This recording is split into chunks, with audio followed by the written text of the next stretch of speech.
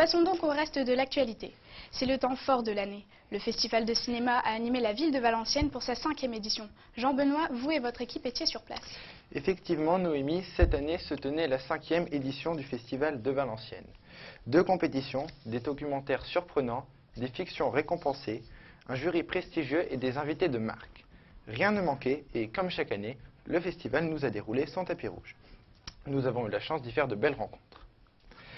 On ne compte plus ses récompenses, notamment un Molière en 2005. Ses films, ses pièces de théâtre. Jacques Bonafé est un grand artiste. Quand nous avons appris qu'il venait à Valenciennes, nous avons immédiatement cherché à le rencontrer pour qu'il nous parle de son enfance tout près d'ici à Douai. Un personnage attachant et sympathique avec qui nous avons passé un moment exceptionnel. Un reportage d'Axel, Clara, Camille et Jacques. Déjà, attends, je vais te tenir le micro si tu as un petit coup de pompe. Ça va. Bon, déjà petit à l'école, bon, je me souviens que ça a été un grand bonheur. Les uns aiment faire de la compétition de l'athlétisme et du sport, mais moi c'était avec mon corps de pouvoir bouger dans l'espace, inventer. C'était à la fois du théâtre et de la danse, des travaux d'expression.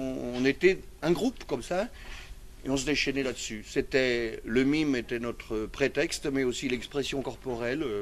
On inventait tas d'histoires. Puis après, dans le Nord, il y a beaucoup de troupes amateurs qui sont très vivantes, que j'ai pu rencontrer, que j'ai eu l'idée de rencontrer dans ma ville. Ainsi, c'est comme ça que j'ai mal tourné. J'ai commencé à faire du théâtre à votre âge, et après, je n'ai pas pu m'arrêter. Par chance, quand j'ai eu 20 ans, j'ai assez vite il s'est trouvé des occasions, j'ai pu faire du cinéma. Après, j'ai vécu ma vie de star, et puis à un moment, j'ai dit, oh non, c'est fatigant les stars tous les matins. Et donc, je suis redevenu normal, et c'est pour ça que je vous parle à vous, et que je préfère parler à vous qu'à Paris Match. 3e question. Jacques Bonafé, pourrions-nous vous demander d'être un peu plus bref? Parce que alors là, on va jamais en sortir de cette affaire-là.